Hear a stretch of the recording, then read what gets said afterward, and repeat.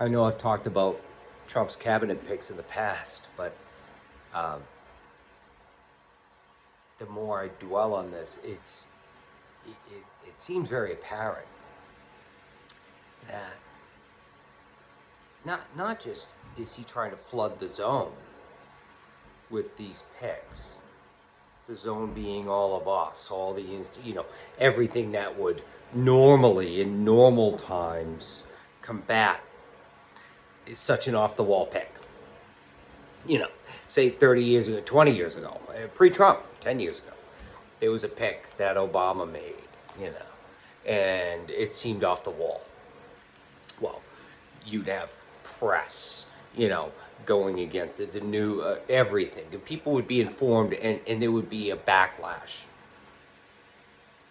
right? The dam would hold, so to speak, and do what it was supposed to do. Not even talking about Congress. It would say, like, there's no way we're going to confirm that person. Well, if some of the picks, dare I say, if some of the picks that are being proposed now were proposed then, 10 years ago, 50, 20 years ago, 25, 30 years ago, if any one of these picks was presented, it would be laughed out of town. It would be like the cane would come out onto the stage and pull the guy or girl from the neck. Like, preposterous. How dare you? 100-0 in the Senate, in the Senate. They'd just be like, get this out of my face. No matter how corrupt the senator or congressman, it doesn't matter. They'd be like, wow. Not only did you cross the line, you leapt across it, landed on your feet, and kept running. That's where you were on the line. But guess what? The line, nowadays, has been in the process of being moved for the past 9 years. What do you call it? 9 years. The line has been moved. In the beginning, it was like moved and pushed back and moved a little more and pushed back and moved some more. And then the Biden years, whereas like the line just thought it was good and didn't go against the thing that was pushing it. Because it just says, oh, we're back in business. And now the line is just getting, now that the line is not in control anymore, the thing that's shoving it is in control. It's getting shoved. It's not just, they're trying to throw the line, make the line like all the way over there. And as we've come to see, based upon 8 years, cumulative 8 years of the natural deterioration of this line of defense that we thought we had, the dam, 3 systems of government, all the founders, what they came up with, the checks and balances, the 3 branches. We have found that as the bull doesn't care about, the rules of the China shop as it destroys it, nor does a demagogue like Trump care about precedent. He didn't give a fuck. Yeah? I'm sure he was told that multiple times. In just the first days of his presidency. Oh, well, sir, you probably shouldn't do that. Why not? Why can't I? Well, sir, it's precedent states. Fuck precedent. Precedent doesn't put you in jail. It doesn't give you a fine. It doesn't. The whole idea of precedent depends upon at least a modicum of decency and normalcy.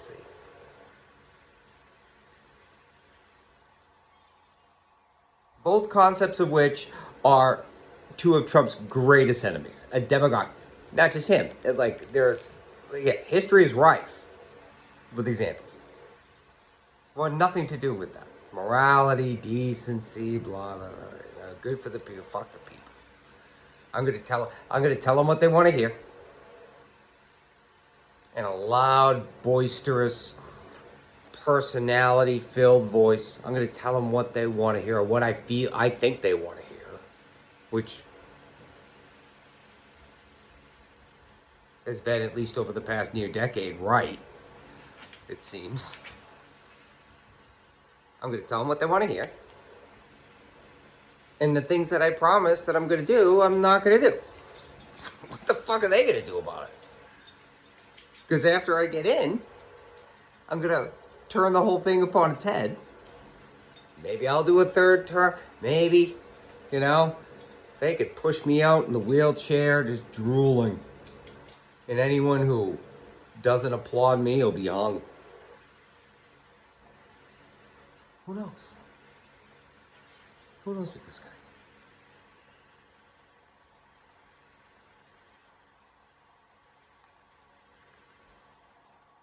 So, with regard to the cabinet, with all the cabinet picks, I've... You close it. Thank you. I've come to realize that it's almost like he not just flooding the zone, but he's, you know, like attempting to overwhelm, say, the Israel's Iron Dome defense system. You know, it can handle a few missiles, probably more than a few. It can handle a good amount. But then if you just decide to, like, you know, we're gonna fire a, you know, 20 or whatever, 100, I have no idea. We're going to do a lot more, 10 times the normal amount. And all of a sudden, it's like the thing is just stretched to its limit. It can only handle so much, and a couple get through. A few. And one of those may just like one of Trump's picks that gets through. It could just hit a field, open field, maybe kill a couple cattle. Sucks, but, you know, not catastrophic. And, we make it out okay.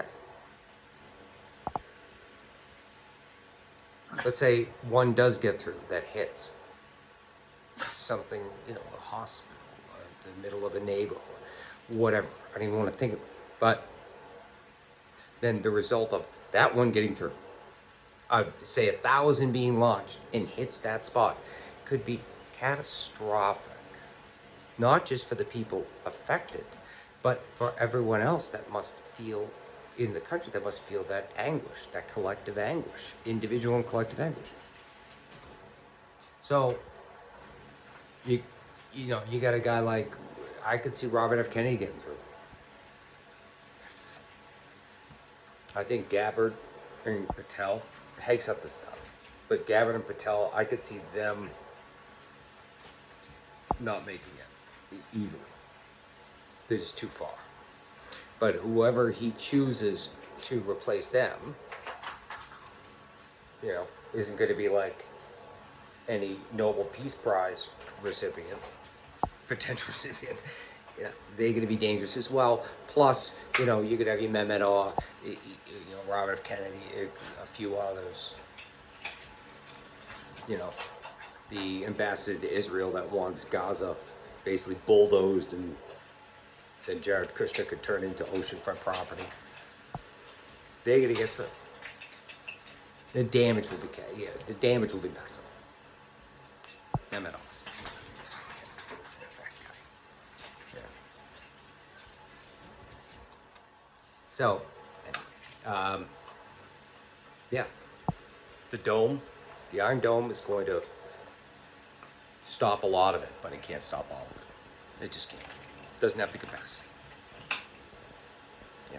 And even, I'm hesitant to even, you know, compare a Republican majority Senate to anything like the Iron Dome. It's probably like the Iron Dome, like on a real bad day when some drunk operator just shuts off a few of the switches. Yeah. Yeah, but if they let like a Tulsi Gabbard get through, that's going to have major implications. Kash Patel, catastrophe. Cash-tastrophe. The guy's a fucking disaster. Look at his eyes. You see that one picture of him? No, no, no, no. It cannot, it must not happen.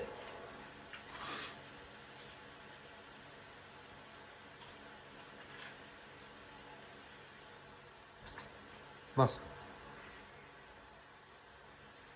All right, put another sycophant through, someone at least who can be, but these guys are, they believe the juice. You know, Patel. Storybook about King Donald. It's a fucking whack job. It's a whack job. Again, wouldn't put him in charge of a hot dog stand. Whack job. Again, just potential contestants for the show Apprentice. That's the extent of his expertise. I'm going to put in whack jobs. I'm going to fire these missile whack jobs at the system that's supposed to protect it. Be it the press, the collective press, just the collective intelligent national consciousness that individually and collectively should be able to discern information as for what it is. Like, these are whack jobs. What the fuck? To depend upon that. But no, one of these, it's really used to be dealing with one of these at a time, like in a fucking generation. And then people will write about it. And he just fires like, here you go. Here are the inmates from the asylum. Boom. Here you go. And if you don't like him, I'm going to nominate the sanctimonious. And he's gonna fucking lick my ass after I take a shit on my golden toilet. So, he's gonna do whatever I tell him. And that's where it comes from. It's not a play by him. I don't think he thinks that far ahead. Maybe one of his advisors did. Who knows? He could just be like, yeah, that sounds like a good idea. Jason Bill, Stephen Chung, dude, whisper in his ear. You should do this. You know, throw a bunch of whack jobs at the wall. See what the system does with it then. Just beat him into submission. Beat them into submission. You know? So after the Senate, with whatever kind of defense mechanism that is, a Republican-led Senate, you know, yeah, sure, they may push back the worst of the worst. But here's the thing. And this is where the beating down part comes in, the numbing part comes in, is that even, you know, it's the people after them. You know, the Pam Bondi after the Matt Gaetz. She's like, oh my God, thank you. She's a no. What?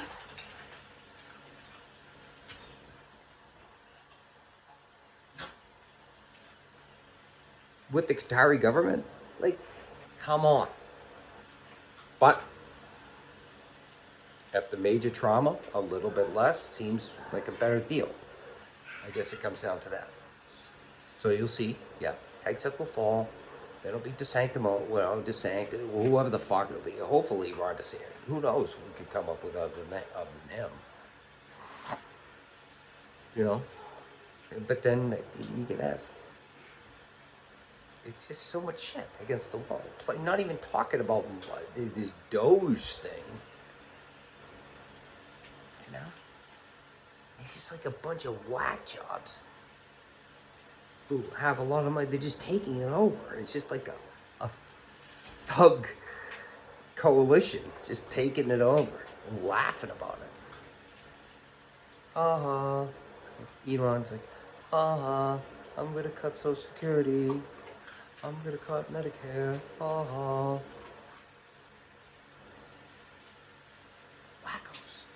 Wackos with major power. And almost wondering if the Revelations wasn't true. Is he the Antichrist? privileges at this point in time or not, but man, he seems to fit the bill. He seems to fit the bill.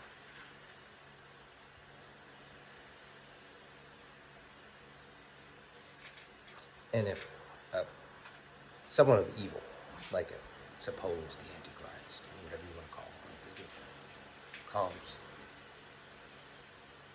he, she will come looking good, speaking well,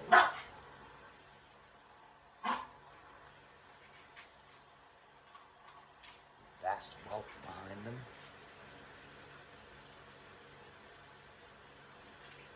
Everything you want to be, or think you would want to